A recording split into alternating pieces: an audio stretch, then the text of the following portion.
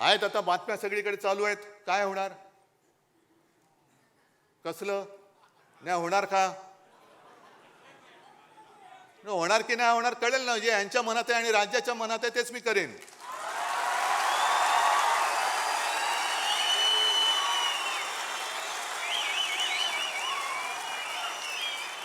पण ते होऊ नये, ते होऊ नये. मराठी माणसाची शक्ती एकत्र येऊ नये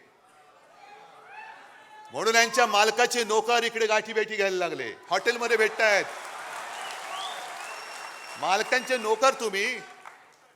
कारण जर का मुंबईवरती ताबा यांना मिळाला नाही आणि मुंबई परत शिवसेनेच्या ताब्यात आले, आम्ही घेणारच आहोत.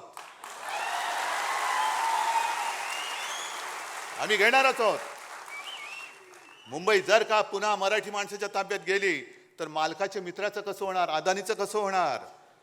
त्याच्यामुळे मराठी माणसाची शक्ती एकवटता कामा नये.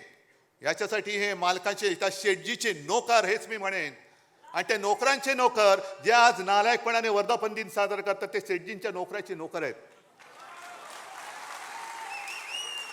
म्हणून किती प्रयत्न चाललेत. होणारच नाहीत, होणारच नाही. अरे तुला काय करायचं? तुला नाही होत, आमचं आम्ही बघू ना.